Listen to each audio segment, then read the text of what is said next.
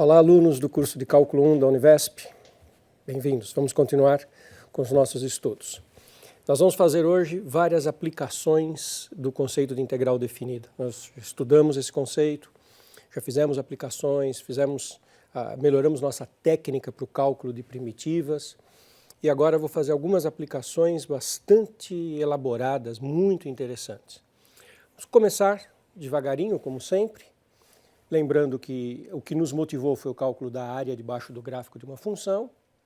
Isso nos levou ao conceito de integral definida, que coincide com a área quando a função é positiva, senão tem aquela história de que se a função for negativa, a integral definida é menos a área. E a gente vai começar fazendo um exercício de cálculo de área e, para fechar um pouco essa ideia, mostrar para vocês uma maneira que a gente tem que ficar meio ágil para fazer essas contas. Então, eu quero calcular a área limitada pelo gráfico de duas funções. Então, eu tenho aqui duas fórmulas. x2 menos x mais 1, x mais 4, uma parábola, uma reta. Eu não preciso fazer o gráfico com uma precisão absoluta. Eu tenho que ter o mínimo de ideia de como elas se posicionam. Por exemplo, o que eu preciso saber é quem está um pouco para cima, quem está um pouco para baixo entre as duas. Então, essa parábola tem concavidade para cima, isso aqui é uma reta, eu vou imaginar a intersecção, eu vou pegar a área justamente entre a parábola que vai ficar por baixo e a reta que vai ficar por cima. Porque é uma parábola de concavidade para cima cortada por uma reta. Essa é a região limitada que eu consigo calcular a área. Que ingredientes eu preciso para calcular a área? Bom, vai ser a reta menos a função da parábola, e eu preciso saber onde é que começa e onde é que termina essa figura. Isso eu faço resolvendo a igualdade entre as duas funções. São justamente os pontos onde as duas curvas, que no caso é uma reta e uma parábola, se encontram. Resolvendo essa igualdade, x2 menos x mais 1 igual a x mais 4, eu caio numa equação do segundo grau, x2 menos 2x menos 3, é simples de resolver, calculamos o delta, deu 16, e os dois valores de x da intersecção, 2 mais ou menos 4 sobre 2, que dá 6 sobre 2, 3, menos 2 sobre 2, menos 1. Então, os dois pontos onde as duas curvas se encontram são menos 1 e 3. Então, isso me leva a escrever que aquela área é uma área que está à esquerda limitada pelo menos 1 e à direita limitada pelo 3. E reta para a parábola. Quando nós vimos isso pela primeira vez, se a gente fosse pensar em fazer isso algumas aulas atrás, a gente até faria a integral da reta, daria a área dessa região toda, a integral da parábola, daria essa área por baixo, faria uma subtração, mas não preciso fazer isso. Eu vou direto no seguinte. Eu faço a diferença entre as duas funções, a que está por cima menos a que está por baixo, e integro no intervalo em questão. O que eu estou integrando, na verdade, é a função altura e a integral da função altura da área. Não importa se está para baixo, para cima, se está para o lado esquerdo, lado direito. Basta eu fazer isso. Integral de a até b, pode ser positivo ou negativo, da função diferença, que mede a função altura, isso dá a área. x mais 4 menos x2 menos x mais 1, essa é a reta, essa é a parábola, é a integral de menos 1 a 3 desta função do segundo grau. Primitiva, básico, menos x2 primitiva é menos x3 sobre 3, primitiva de 2x é x2, primitiva de 3 é 3x, extremos de integração, menos 1 e 3. Agora é só substituir x por 3 e depois x por menos 1 e fazer a conta. E essa área, 32 terços. E é interessante esse exemplo porque ele mostra como a gente consegue, usando a integral definida, fazer a conta de uma maneira muito rápida, muito ágil. E assim que eu espero que vocês consigam fazer esse tipo de cálculo daqui para frente. Tá? Um outro exercício que é interessante do ponto de vista geométrico e físico é o seguinte: uma partícula se move sobre o eixo com uma velocidade dada. Então, você tem um movimento linear e a velocidade sobre o eixo em função do tempo. Velocidade igual a 2 menos 2t. Observe que para certos valores de t, essa velocidade pode ser positiva, né? T perto de zero, mas t grande, t maior do que 1, essa velocidade fica negativa. E nós queremos analisar esse movimento entre t igual a 0 e t igual a 2. Então, vai haver um trecho em que a velocidade é positiva e um trecho em que a velocidade é negativa. Vocês sabem interpretar isso em termos físicos. Você tem um referencial, que é uma reta. Num trecho, a velocidade positiva, a partícula está se afastando da origem. No outro trecho em que a velocidade é negativa, a partícula está se aproximando da origem. Existem duas entidades físicas diferentes. Uma é o deslocamento no sentido de variação da posição, e existe o conceito de espaço percorrido, que é a distância percorrida mesmo. A diferença entre eles é que se uma partícula faz um movimento e ao longo desse movimento ela volta para perto do ponto de partida, o deslocamento é pequeno, embora a distância, o espaço percorrido possa ser grande. Certo? Quando você sai de um ponto, faz um circuito e volta, o deslocamento é praticamente zero. Se você voltar para o mesmo ponto, é zero. E a distância percorrida, não. As duas coisas a gente consegue interpretar em termos de integrais. Então, se eu calcular de 0 a 2 a integral da velocidade, dá o deslocamento. Isso é o conceito de deslocamento. Deslocamento, variação da posição, é a integral da velocidade. Então basta eu integrar 2 menos 2x com x de 0 a 2, que são os dois intervalos de tempo que o exercício pediu. Primitiva de 2, 2x, primitiva de menos 2x, menos x2. Primitiva você faz uma unidade a mais no expoente e divide pelo novo expoente, de 0 a 2. Só substituir, 4 menos 4, quando x é 0 dá 0. 4 menos 4, 0, deslocamento nulo. Isso significa que o ponto inicial e o ponto final do deslocamento é igual. A partícula saiu, fez um movimento e voltou para o mesmo ponto. Tá? Aqui está a velocidade, foi de 0, ela valia 2, no 2 ela valia menos 2. A integral calculou a área desta região com aquela interpretação de sinal. Esse pedaço positivo apareceu com mais na integral, esse pedaço negativo apareceu com menos, por isso que se cancelou e deu 0. Esse é o cálculo do deslocamento. Cálculo da distância percorrida, aí é a integral do módulo da velocidade. Ao invés de nós pegarmos a velocidade com essa variação de sinal, nós pegamos a velocidade em módulo. E aí a integral do módulo da velocidade é que dá a distância percorrida. Numa situação geométrica como essa, dá até para fazer a conta com geometria básica, né? Só perceber que esse triângulo é igual a esse, poderia rodar, vai formar um quadrado de base 1, altura 2, isso aí vai dar 2. Mas a integral definida me diz que é o espaço percorrido, a integral de 0 a 2 do módulo da função velocidade. Como eu faço para integrar módulo? Eu faço assim, de 0 a 1, isso é positivo, então o módulo é ele próprio. Então olha só, o módulo sumiu, porque de 0 a 1 o módulo da coisa positiva é ela própria. De 1 a 2 isso é negativo, lembra do gráfico da velocidade de agora de pouco? Ele era positivo primeiro e negativo depois. De 1 a 2 isso é negativo, então o módulo inverte o sinal, por isso que ao invés de 2 menos 2x, fica 2x menos 2. E aí faz a conta em cada um deles, a primitiva no caso é 2x menos x2, no outro está invertido, x2 menos 2x, de 0 a 1 e de 1 a 2.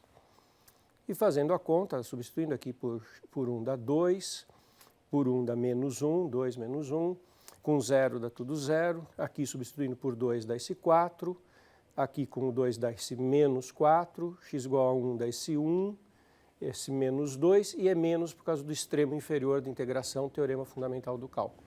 E fazendo as contas todas dá 2, como a gente até já tinha visto geometricamente. Esses exemplos são básicos e estavam já no escopo do que a gente fez. Agora vou introduzir coisas novas. Existe um estudo que permite concluir, que a gente consegue mostrar, que se você tem uma função definida no intervalo fechado, dá para calcular o comprimento do gráfico da função através da integral definida. E o comprimento é dado pela integral de a até b, da raiz quadrada de 1 mais a derivada da função ao quadrado. É uma fórmula não óbvia, né? Precisa de uma análise para se chegar a essa conclusão, mas o que essa fórmula mostra é um jeito de calcular o comprimento de um gráfico. Olha que aplicação bonita, que sutileza geométrica. Você tem a função, está aqui desenhada em vermelho. Eu vou pegar um pedaço do gráfico. No caso aqui eu destaquei esse primeiro ponto e esse outro ponto. Um trecho do gráfico, de um certo A até um certo B. eu consigo calcular o comprimento desta curva através desta fórmula. É que bonitinho. Vou fazer um exemplo numérico para ver como que funciona. Tá? Isso aqui é uma figura genérica, só para a gente ter ideia do que é que nós estamos falando. Nós estamos falando do comprimento deste gráfico. Por exemplo, calcular o comprimento do gráfico da função x2 menos 1/8 do ln de x entre os pontos de abscissa x igual a 1 e x igual a 3. Estão no domínio de definição da função. Observa que é uma coisa de caráter muito geométrico, mas que eu vou calcular sem nem ter ideia de qual é a cara desse gráfico. Eu vou calcular o comprimento do gráfico, eu não vou nem ver o gráfico, porque eu tenho essa estratégia que é aquela integral definida. É muito bonita essa aplicação. O que eu preciso? Derivar. Derivada de x2 é 2x. Derivada de menos 1/8 ln é menos 1/8. E derivada do ln é 1 sobre x. Então, 2x menos 1/8 de x. 1 sobre 8x. Né? Daí nós precisamos fazer aquela conta 1 mais derivada ao quadrado. Então, é 1 mais 2x menos 1 sobre 8x ao quadrado. Isso aqui é a derivada. Eleva ao quadrado, normal. Agora é uma álgebra, aquela que nós estamos acostumados. 1 mais quadrado do primeiro menos o duplo produto. Observa que o menos o duplo produto, o x vai cancelar, o duplo produto vai ficar um 4 sobre 8, por isso que deu esse meio aqui. E o x vai cancelar e é menos, porque é menos o duplo produto. Quadrado do segundo, 1 sobre 64x2. Somando esse 1 com esse menos meio, fica uma expressão muito parecida. 4x2 mais meio 1 sobre 64. Essa daqui veio daquele quadrado. Essa daqui, que é muito parecida, é um quadrado, só que é o quadrado da soma. Quadrado, isso aqui é o quadrado desse primeiro, isso é o quadrado desse segundo, e aqui é mais o duplo produto. Então, isso se fatora como uma soma, quadrado de uma soma, de 2x mais 1 sobre 8x, tudo isso ao quadrado. Quando eu coloco isso naquela fórmula, raiz quadrada de 1 mais f' de x ao quadrado, esse termo eu já calculei, deu 2x mais 1 sobre 8x, tudo isso ao quadrado, raiz quadrada de quadrado se cancela, 2x mais 1 sobre 8x. O comprimento, então, é a integral disso, de a até b. Eu tinha escolhido de 1 a 3, isso estava no enunciado da questão, eu queria o comprimento do gráfico entre 1 e 3. Então, é a integral de 1 a 3 da função que apareceu, 2x, primitiva x2, primitiva de 1 sobre 8x é 1 sobre 8 ln de x, calculado de 3, de 1 a 3, né, extremo inferior e superior, teorema fundamental do cálculo. Fazendo x igual a 3, dá 9 e dá 1/8 do ln de 3. Fazendo x igual a 1 e subtraindo, porque é o teorema fundamental do cálculo, né, no extremo inferior da integração, menos 1 e 1/8 do ln de 1. Lembra que ln de 1 é 0, então isso é 0. 9 menos 1 é 8, e 8 mais 1/8 do ln de 3. Olha como isso é bonito. A gente calculou o comprimento do gráfico sem desenhar o gráfico, através de uma integral definida, através de um procedimento muito simples, que é o cálculo daquela integral. É uma aplicação muito rica. E existem muitas dessas aplicações. Se vocês vasculharem a bibliografia, vocês vão encontrar várias dessas fórmulas. Vou mostrar mais uma, que é uma fórmula também muito interessante, que na verdade ela estende, é mais forte até do que o princípio de Cavalieri. O princípio de Cavalieri, talvez vocês tenham já visto, ou talvez não, isso varia muito, né, do tipo de escola que vocês fizeram até agora. Então, às vezes, algum aluno já chega no curso superior tendo visto, outros não tem problema nenhum. Eu vou recordar aqui e vou fazer uma coisa que é muito mais do que o próprio princípio. Imagina dois sólidos que têm as secções por uma família de planos paralelos com a mesma área. Então, você tem dois sólidos e pensa uma família de planos paralelos, todos com a mesma área. Isso significa que os sólidos têm o mesmo volume. Isso é um princípio muito forte, muito usado em geometria espacial. Então, se você tem dois sólidos, pega planos paralelos, vai pegando secções. Imagine que todas as secções aqui e aqui têm mesma área, isso significa que o volume dos sólidos são iguais. É rico, é muito elegante, muito bonito esse princípio. Aqui está uma ilustração muito assim, intuitiva, né, com moedas. Você pegar o mesmo número de moedas aqui e aqui, colocar com um formato diferente, você está vendo que as secções são iguais, né? São as mesmas moedas. As secções têm a mesma área e têm o mesmo volume. A conclusão é que tem mesmo volume. Quando as secções têm mesma área, os sólidos têm mesmo volume. E esse princípio permite calcular vários volumes, ele é um princípio muito interessante. Na verdade, é mais do que isso que a gente sabe, porque com integral definida eu tenho a seguinte informação. Suponha que eu saiba as áreas das secções, numericamente. Tem uma fórmula para a área, chamar essa área de A de x. Então eu tenho um sólido, faço as secções e imagine que eu saiba a área. E que esse x varia entre A e B. Até eu começar a cortar o sólido, até eu parar de cortar o sólido, eu tenho uma variável variando entre A e B. Se eu fizer a integral da área, dá o volume do sólido. Lembra que agora de pouco eu fiz a integral da altura de A até B e deu a área percorrida? Se você fizer a integral de uma área, dá o volume do sólido percorrido. Imagine a área se deslocando no espaço. Imagine todas as figuras com aquelas áreas. Se você integra a área dentro de um intervalo, dá o volume do sólido. Isso é muito bonito, muito interessante.